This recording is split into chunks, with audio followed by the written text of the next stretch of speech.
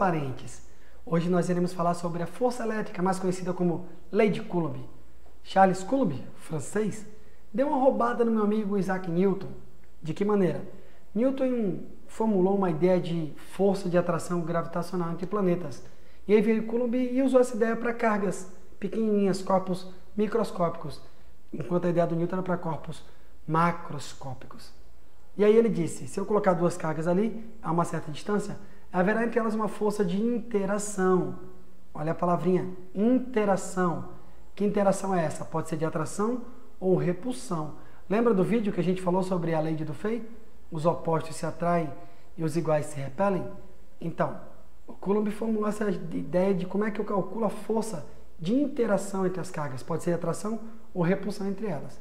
Vamos ver como é que é. Fica de olho na mesinha.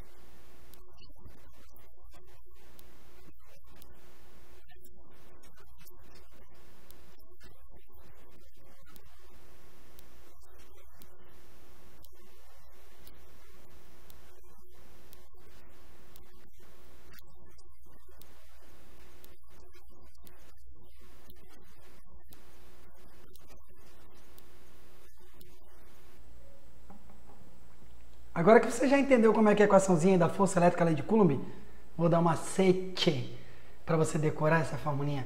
Faça qualquer coisa de 2. Faça qualquer coisa de 2. Faça o Fzinho da força. Qualquer coisa, KQQ, sobre D ao quadrado, de 2. O D é sempre elevado ao quadrado. Fechou? Aqui a gente tem até macete, papai. Pera ainda que eu vou continuar tomando meu todinho e daqui a pouco a gente conversa de novo. A gente tem que analisar agora a questão da proporcionalidade entre as grandezas físicas dessa equação.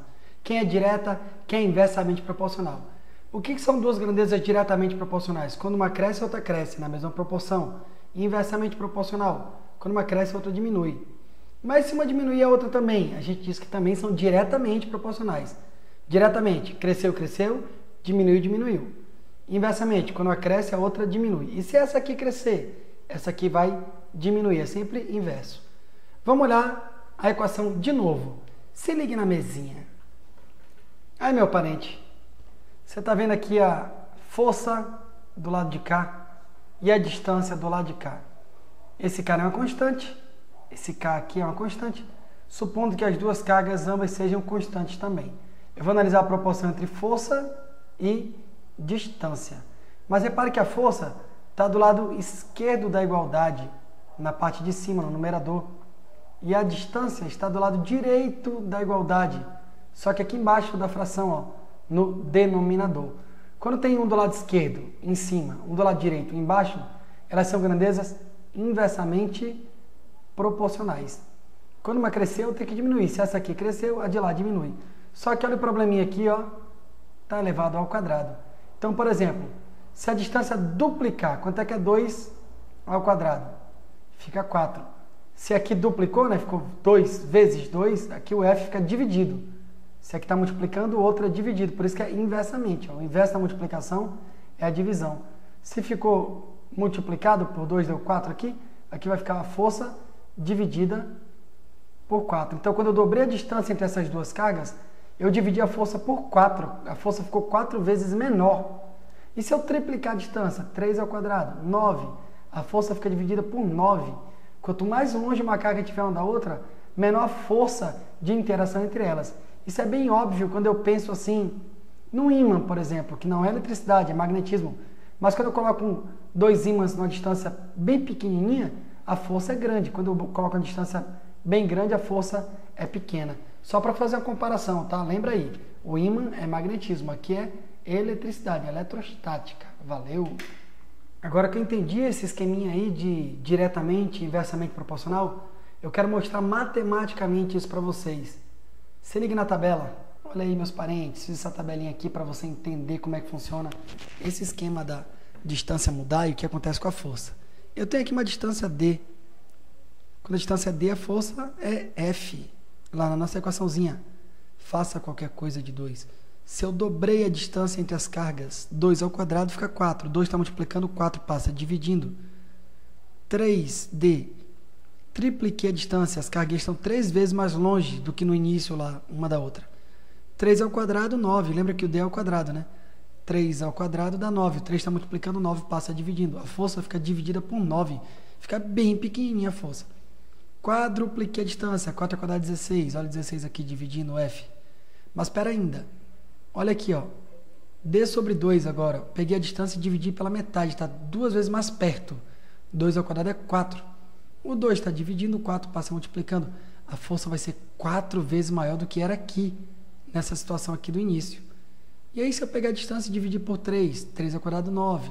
3 está dividindo, 9 passa multiplicando. Eu botei a força agora sendo 9 vezes maior. E aí, eu peguei a distância e dividi por 4. 4 ao quadrado, 16. Olha a força aqui, 16 vezes maior do que era aqui, nessa situação inicial. Coisa linda, né? Pensa lá na historinha do ímã que eu falei. Ó. Colocou um pertinho do outro, a distância D, tem uma força lá, só que aquela força é magnética. Se eu aumentei a distância entre os ímãs, a força diminui. Mas se eu diminuir a distância entre os ímãs, a força vai aumentar. Vamos voltar para o vídeo?